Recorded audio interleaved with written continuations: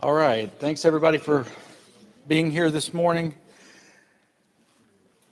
So this is Presby101, and I'll just give you some kind of information on what I'm planning to do over the next 2 months. I plan on this becoming a yearly reoccurrence, probably in a smaller format, like an inquirer's class of sorts for folks who are actually visiting the church or just wanting a refresher. But since this is the trial run, there was enough interest that we decided to have the class over here. What we are going to do over the next 8 weeks is I'm going to introduce the 5 solas, S-O-L-A-S, of the Reformation, the 5 points of Calvinism. We'll probably talk a little bit about the Reformed view of how we interact and engage with the world. We will talk about Presbyterian church government, and we will definitely talk about sacraments as the Presbyterian view of baptism and the Lord's Supper. So that's what I plan to do over the coming weeks. Again, about formats. Since this is a multimedia extravaganza, and we're on Zoom, and we're in the room, and we're on YouTube Live as well. This is being recorded for posterity, so what I'm going to do, I'm going to try to talk for about 25 minutes, and then we'll shut down the live stream. Then I'll open the floor up for questions, and we can just talk, and we'll have to get out of here in a timely manner because I have to lead a worship service to this morning. So the last time I taught Sunday school, I remember being extremely stressed out right before we started the service. So I'll have to make sure that I get out of here in a timely manner. But I want to leave a little bit of time for questions, which means I'm going to rock and roll. So be ready to listen. Today I want to talk about the thing that binds all Reformed people together. It's not necessarily a Presbyterian distinction, and that is just the sovereignty of God. A view of God that sees him as absolutely sovereign and in control of all things. Some people call this big God theology. We Presbyterians, Reformed folks, we are very concerned to make sure that God gets glory over all things. So as we begin to talk about that, a few years ago, when I was not here, in the local newspaper, there was a story about a pastor who lost his son, whose son died very young. And in this news story, the pastor said, I don't say, oh, God knew this. This was God's will. No, this was not God's will. This wasn't God's will for my son to die at 30. It wasn't his will for him to die and leave a beautiful wife by herself and a son without a father. That wasn't God's will.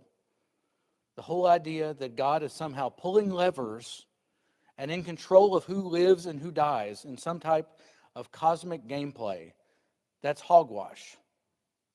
He gives us the tools we need to live this life. It's up to us to be good stewards. That is a false dichotomy that this man was setting up about human responsibility versus the sovereignty of God. Reformed folks believe that humans have autonomy, that we have free will, that we act according to our natures, that we make decisions, those decisions matter, that we behave in this world, that behavior matters, but at the same time, we uphold that God is in absolute control of history and all of creation. So during the Reformation, when this subject really came to a head, as Martin Luther was debating a gentleman named Erasmus, God's sovereignty was talked about a lot. In fact, during the Reformation, Philip Melanchthon, who was basically Luther's understudy and disciple, right-hand man, would come to Martin Luther and say, things are going badly, this is happening here, this is happening there, we're going to lose this battle for the Reformation. And Luther would reply with the same thing. He would say, get off the throne, Philip.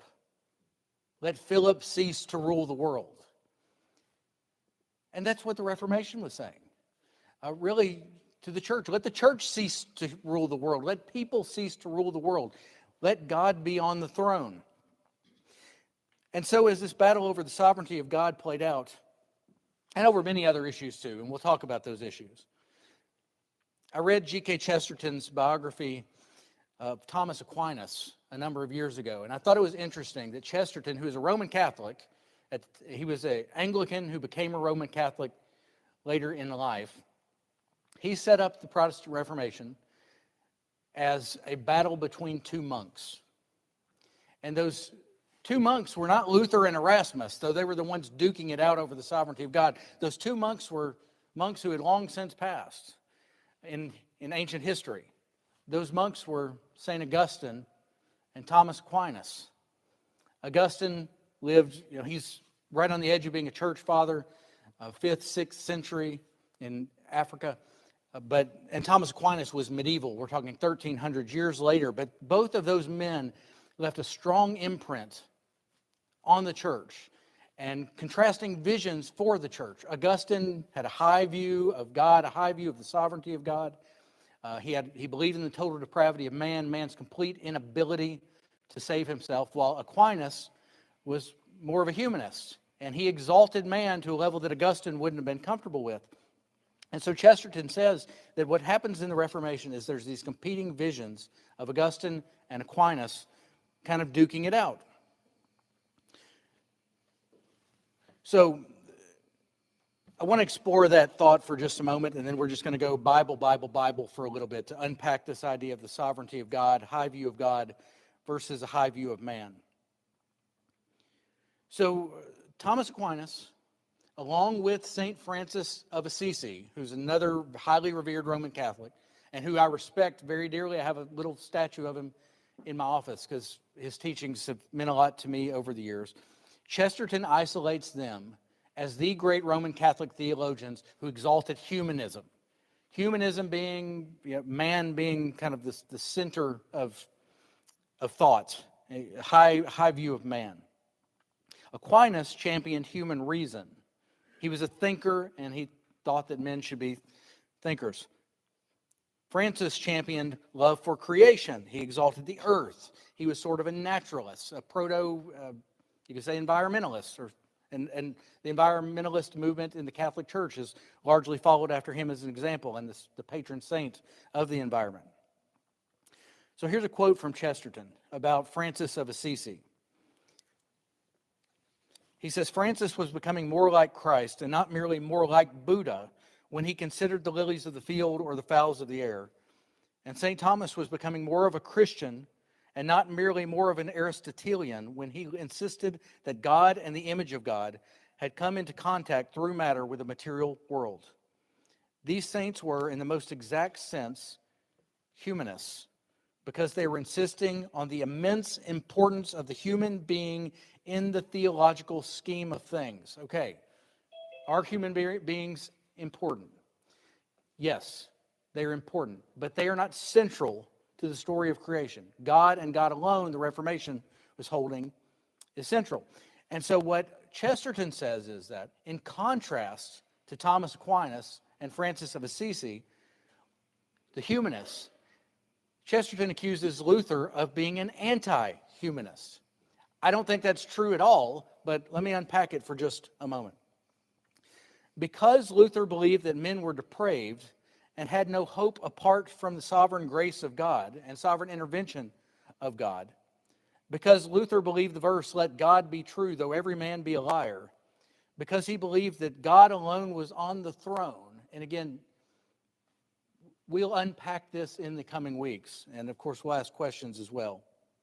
But Chesterton says, Luther's low view of man, in the sense that Luther believed man was totally depraved and unable to save himself, made him anti-human. But here's a parable from the life of Thomas and Francis that I picked up on reading this that I think is interesting. So St. Francis exalted nature, creation, created things. Do you know how Francis died? He fasted himself to death. He fasted himself to death. He participated in many extreme fasts over the course of his life to the point that it just ruined his health and his body gave out at a relatively young age. And so I always thought that was interesting, reading Chesterton, that this guy who exalts creation denied himself of one aspect of creation so much, food, that it ended up killing him.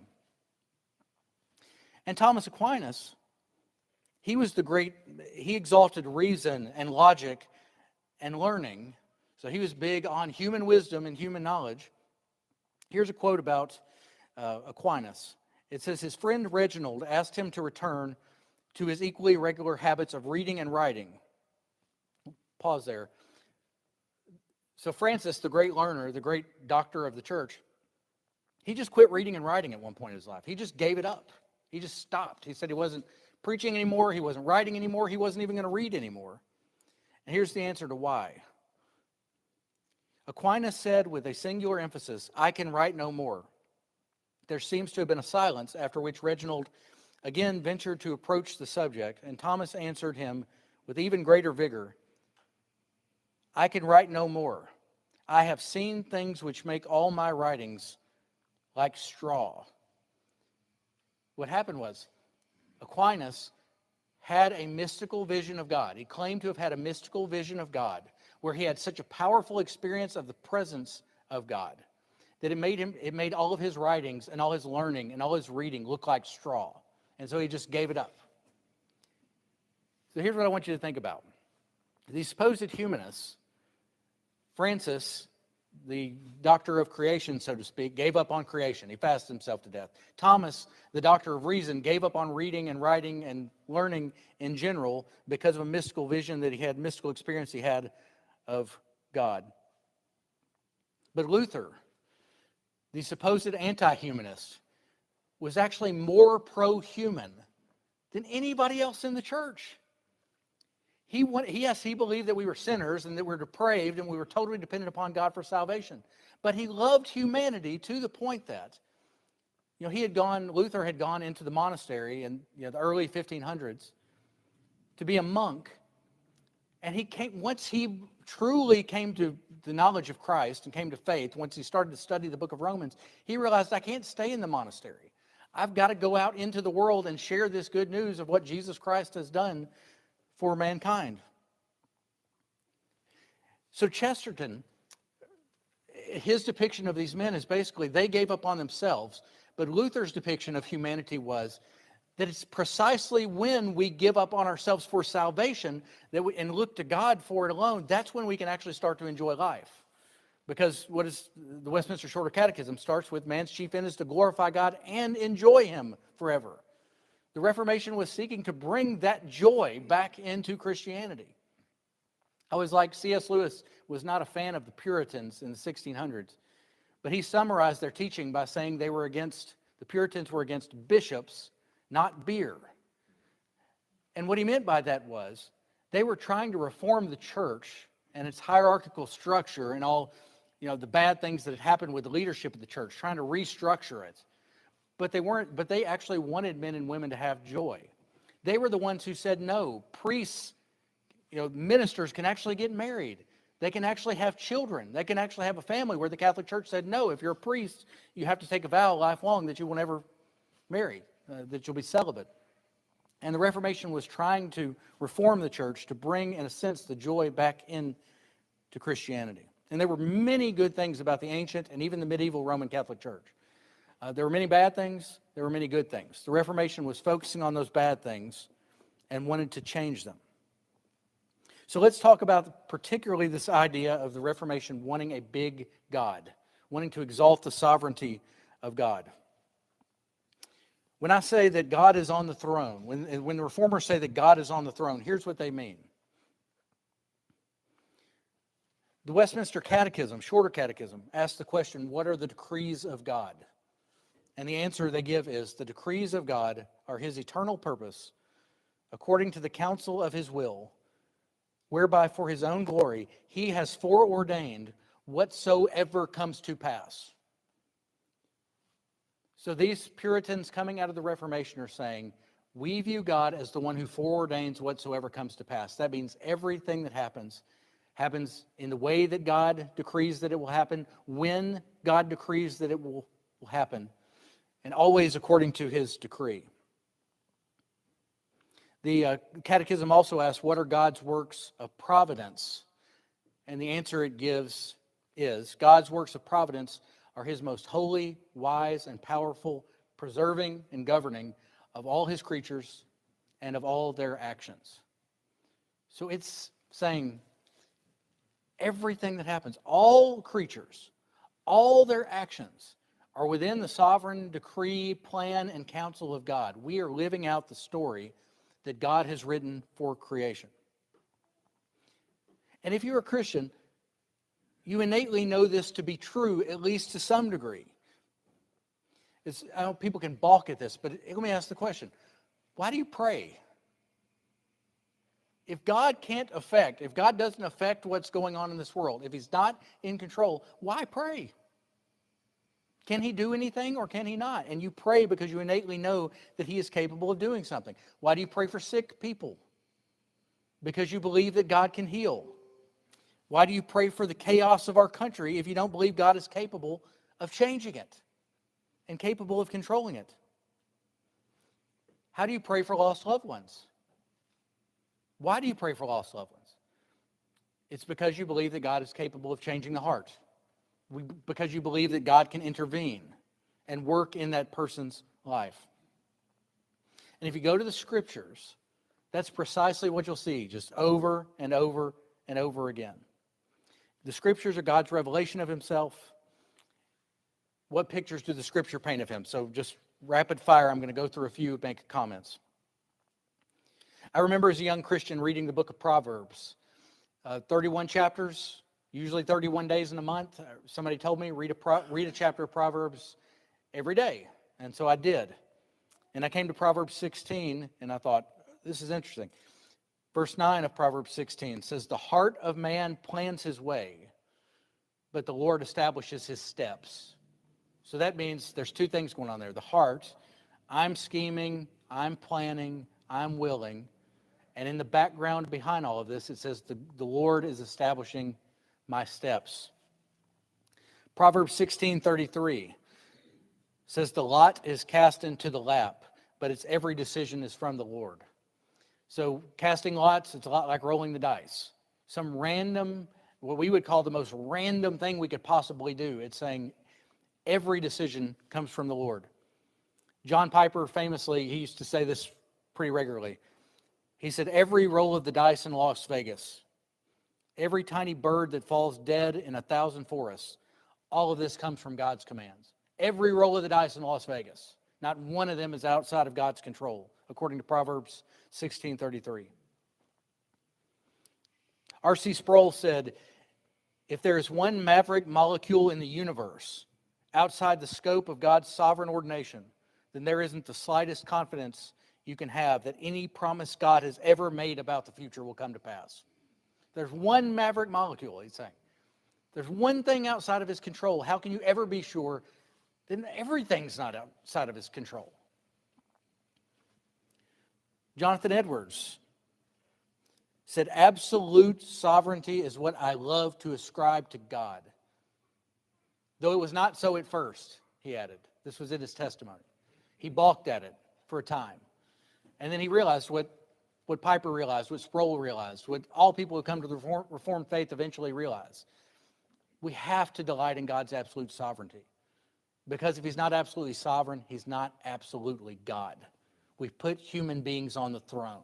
We've said we're the ones in ultimate control. And if we're the ones who are in ultimate control, at the end of the day, you ask the question, what is your hope? How can you know? How can you know? Again, what is your hope in the midst of, again, tumultuous times? It can only be that God can affect what's happening because he's in control. One last proverb, Proverbs 21:1 says, the king's heart is a stream of water in the hand of the Lord. He turns it wherever he will. That's your verse for politics. You get a president in office you don't agree with, you get in despair, you remember, the king's heart is in the hand of the Lord like a stream that he can turn wherever he wants it to go. Now I want to turn your attention for a few moments to Psalm 135. Which is another one that had a big impact on me when I was a young Christian exploring the Reformed faith. Psalm 135, 6 and 7 says, Whatever the Lord pleases, he does, in heaven and on earth, in the seas and all the deeps. He it is who makes the clouds rise at the end of the earth, who makes lightnings for the rain and brings forth wind from his storehouses. Whatever the Lord pleases, he does. You can never box God into a corner and coerce him to do something that doesn't please him. He does whatever he pleases, the psalmist says. John Piper has a sermon on this passage called The Pleasure of God in All That He Does, I think was the title that I listened to early on when I was exploring the Reformed faith that had a big impact on me. And as he unpacked this passage, he pointed out that this passage is telling us God has control. You'll have to look at the passage in more detail, but he has control over people. He has control over nature. He has control over the sea. He has control over the land. He has control over the animals, the beasts, all these things. Charles Spurgeon has a devotion in Morning and Evening on Joel chapter 2. It's talking about the locusts invading Israel as a form of judgment. I saw in Not the Bee or somewhere this week that there's about to be some kind of locust invasion in America coming in certain parts of the country, and everybody's freaking out. That and the eclipse. I'm talking about that in the sermon a little bit this morning. But here's what Spurgeon said about God's control over nature. And Charles Spurgeon, again, he was a Baptist, but he was a Reformed Baptist who believed in the solas and the 5 points of Calvinism and the like. He said, "Consider, my soul, the mightiness of the Lord, who is thy glory and defense. He is a man of war. Jehovah is his name. All the forces of heaven are at his beck. Legions wait at his door. Cherubim and seraphim, watchers and holy ones, principalities and powers are all attentive to his will. If our eyes were not blinded by the ophthalmia of the flesh, we would see horses of fire and chariots of fire round about the Lord's beloved. The powers of nature are all subject to the absolute control of the Creator. Stormy wind and tempests, lightning and rain and snow and hail and the soft dews and cheering sunshine come and go at his decree. The bands of Orion he looseth and bindeth the sweet influences of the Pleiades. Earth, sea, and air, and the places under the earth are the barracks for Jehovah's great armies. Space is his camping ground. Light is his banner, and flame is his sword. When he goeth forth to war, famine ravages the land. Pestilence smites the nations. Hurricane sweeps the sea. Tornado shakes the mountains. An earthquake makes the solid world to tremble. As for animate creatures, they all own his dominion. And from the great fish which swallowed up the prophet down to all manner of flies which plague the field of Zoan, all are his servants. And like the palmer worm, the caterpillar, and the cankerworm are squadrons of his great army. For his camp is very great. My soul, see to it that thou be at peace with this mighty king. Yea, more, be sure to enlist under his banner. For to go to war against him is madness, and to serve him is glory." When I read that as about a 21-year-old young Christian, I said, yes. To go to war against him is madness. To serve him is glory. The absolute sovereignty of God is what I love to ascribe to God. It can be a battle for some folks, because you have to come to terms with the fact that bad things happen to us. Like Spurgeon mentioned tornadoes. We're coming up on the 10-year anniversary of the tornado that rocked this community. And you have to ask the question, what was God's role in it? Are we going to be like that minister from that other state that I mentioned at the very beginning to say God had nothing to do with it? I heard, the first time I heard that Spurgeon quote, and I had morning and evening, but I heard a minister in Memphis. I used to go to Independent Pres in Memphis and get tapes to listen to. And John Sartell was preaching at Independent Pres the Sunday after a massive straight-line wind storm had swept through Memphis, knocked power out of most of the city, caused millions of dollars worth of damage. And Sartell stood up in that pulpit and said, "What did God have to do with this?" And he read that Spurgeon quote. And he said, we either have to believe God is involved or not. And it's not our job to get God off the hook. He can take care of himself. Our job is simply to believe, even when we don't understand. So I like to say, I'm going to read a few more verses of the Bible just to back up all that I'm saying here, but I'm debating which ones I want to read because I've got a bunch. Here's one from Isaiah chapter 40. Isaiah 40, verses 15 and following. God says, "Behold, the nations are like a drop from a bucket, and are counted as the dust on the scales. Behold, he takes up the coastlands like fine dust. Lebanon would not suffice for fuel, nor are its beasts for a burnt offering. All the nations are as nothing before him. They are counted by him as less than nothing in emptiness. To whom then will you liken God, or to what likeness will you compare him?" It's saying everything is dust on the scales in comparison to the majesty of God. He can breathe, and poof, we all disappear. Isaiah 46, verse 9 says, "Remember the former things of old, for I am God, and there is no other. I am God, and there is none like me, declaring the end from the beginning, and from ancient times, things not yet done. My counsel will stand, and I will accomplish all my purpose." God is saying, get off the throne. I'm the one who's on the throne. I'm going to wrap up and do some Q&A, but I want to end with this. Talking about being Presbyterian. We haven't gotten into pure distinctives of Presbyterianism, but Reformed Theological Seminary, which, heavy ties to our church, and it's where I graduated from, the Jackson campus, began with a simple conversation between Erskine Wells and Sam Patterson. Many of you will know of Sam Patterson. Of course, he's passed on now, but this is from an article about the conversation that started Reformed Theological Seminary. The late Mr. Erskine Wells, also a veteran of World War II, was a lifelong member of Jackson's First Presbyterian Church. Like Bob Canada, he bemoaned the direction of his denomination. He was also a young leader in the church. He was busy in 1963 on the day that Reverend Sam Patterson, pastor of French Camp Presbyterian Church, dropped by his law office unannounced and explains his dream of a new seminary that would be true to the Reformed faith.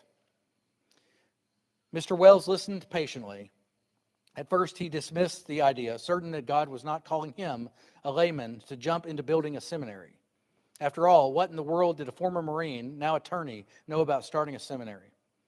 And then Sam Patterson asked a question that was the impetus for Reformed Theological Seminary. He asked, "Erskine, how big is your God?" Erskine leaned back, thought for a minute, and said, "Sam, when do we start?" You can't argue with the question. How big is your God?